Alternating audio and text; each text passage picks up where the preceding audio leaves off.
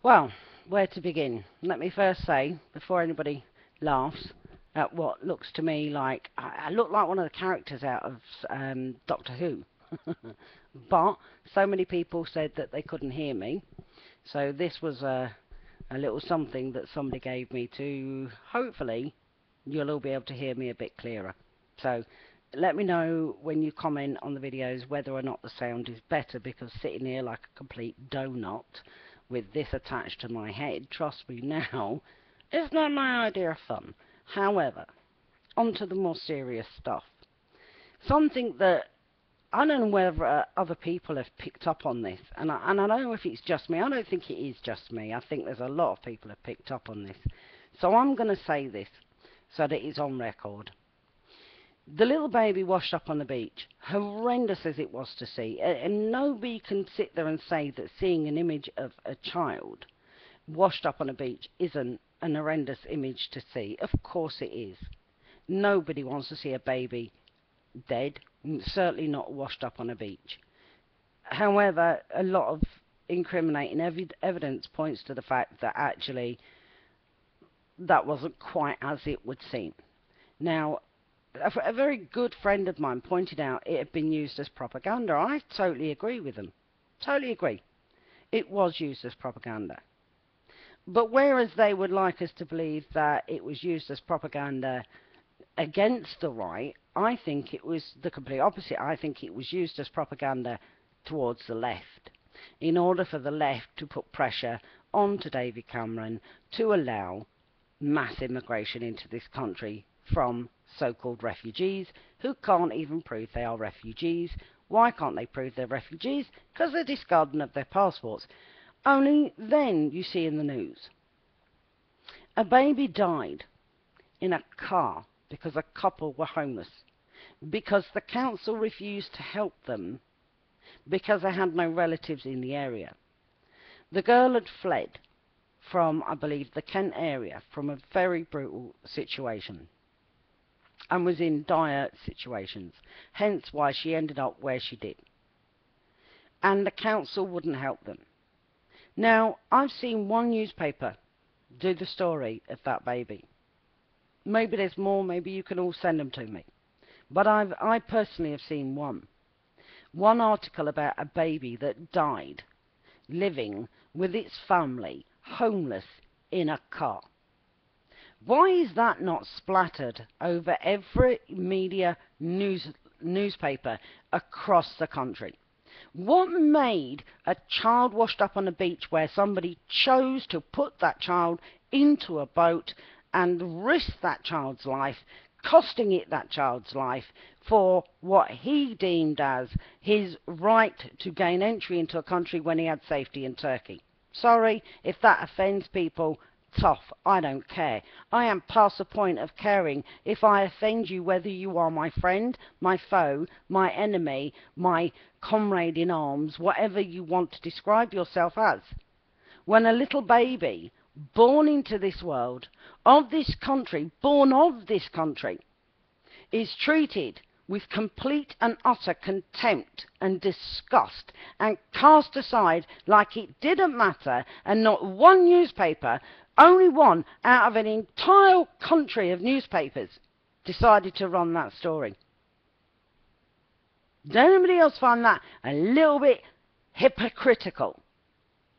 Is it because that was just one family, whereas the picture of the baby on the beach will enable thousands of families, so-called families, to get here? Again, I will point out, they say families. Now, I'm not saying that the media don't very, very selectively get the image of a baby, women and children. We've seen it. We've actually seen the video footage. They are holding their babies at arm's length to be pepper sprayed. For the money shot, do you think?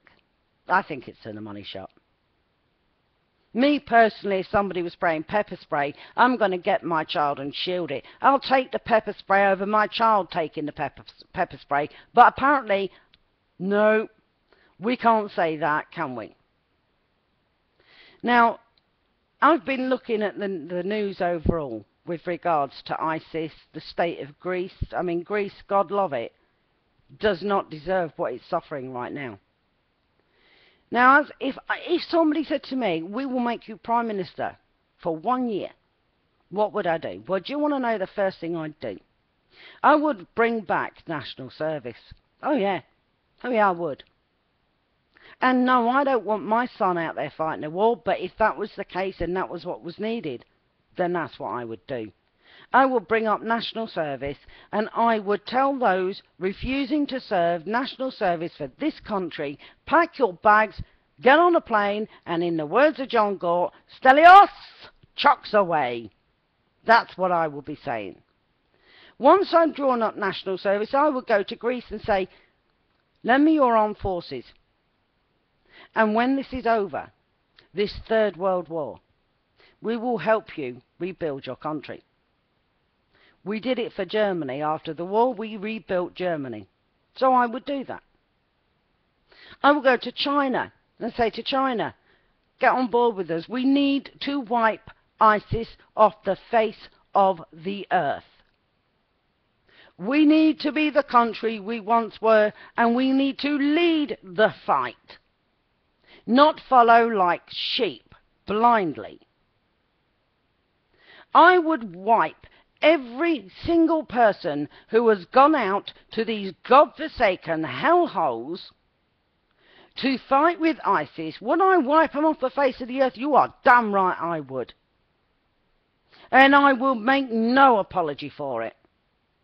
But because David Cameron sent in drones, which killed 3 British jihadists, which I might add went out to commit acts of jihad, everybody comes in. A human rights lawyer, John Gaunt, had him on his radio podcast. Go give him a listen. Listen to John Gaunt lose his temper. You can hear it in the man's voice. How dare you sit there and tell me they have any human rights? Do you think that they cared about the person's human rights when they were holding a severed head in their hands? No. And for every country who we would fight in defence of their country, I would tell them, you will now help rebuild Britain. Because this country is being stripped from the core outwards. We are losing our democratic rights. We are losing our women's rights. We are allowing the continuation of a rape culture to spread like a disease. We're allowing it to spread like leprosy, of which they've had, I believe, in a place in Germany, they've had the first outbreak of leprosy. Maybe that's their next plan, to send people in that are infected with diseases to rid this country of anybody non-Islamic. To the woman who came to my conference, who I had no problem with you personally, I disagreed with your views, that wanted to write on her Twitter how she'd sat in a room full of white people. Never in my born days would I turn around and say, I've just been sat in a room full of brown people, black people. You differentiate between the skin colour, and the only skin colour that is either being attacked or being brought on is the colour white. Over 1 million girls raped, predominantly white. Do I sit there and say that the people who did it are predominantly brown? No, but I will say they're predominantly Muslim. I will say that they are predominantly Pakistani. You talk about racism, take a good long hard look in the mirror, because every leftist apologist and every member of parliament ignoring the situation, you are the racist, you are the fascist, you are the bigots, you are the Nazis, and you, David Cameron, you are the coward with no backbone. You want propaganda. You want to use things to give people a shock. Put a picture of that baby, that poor little baby that died in a car, homeless, born of this country, every rights in this country to be homed and housed and loved. And then it says that, oh, they've been put in a B&B now. Well, it's a bit late. Their baby is dead. No bed and breakfast will bring back that child, and their grief will be forever emblazoned in their heart as to how the own government of this country failed them. Just as they fail every single person in this country. Cameron, I put myself forward to say vote of no confidence. And if everybody petitioned, everybody wrote a letter, vote of no confidence, vote of no confidence, vote of no confidence, remove him from office and put somebody in there that has a Churchillian manner, that is prepared to stand and fight for the very country that the women and men of our past and our history fought to defend. You have no right to take it. Run over, as you can see, pretty tired of it all now. So, for now, I will raise you a toast with my cup of tea and my silly earphones, which I will apologise for, because I know I look a bit like a donut, but if they work, they do the job, well, who cares how I look? I'm certainly no fashion catwalk model, am I? So, until the next time, I'll see you all soon. Take care. Oh, and anybody who doesn't know, sorry, very briefly, check out Live for Freedom. A lady called Annie Cyrus is running. She's got a website called Live for Freedom. She does a series of her life events called The Unknown. Now, this is a woman who will tell you firsthand the truth of Sharia law. How she was lashed as a young child. Lashed. They use a thing that's plaited in order that it opens, and as it makes contact with the skin, it rips the skin from the body. I believe she was 11.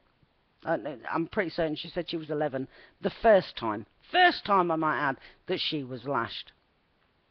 She talks about how she doesn't use the same terminology as me. She would say, you know, she was given to her husband, they paid. So she was sold. That's how I see it. They sold her. They sold a child. Now, she was clearly under the age of 15. By the time she was 15 and she went to the courts and she pleaded for a divorce, they then told her, bring us a female and a male witness, because your testimony is worth half that of a man. Bring us another woman and a man to vouch for the fact that you've been beaten. The fact that her face was punch black and blue and she had a dislocated shoulder seemed to count for nothing. Don't tell me Sharia law has any place in the UK, and it sure as hell has no place in America. And this is a woman who I hold extremely dear to me. She's an amazing lady. Please check out Live for Freedom. Please watch The Unknown. Please educate yourselves on the truth of Sharia law. For now, I'll speak to you all soon. Take care.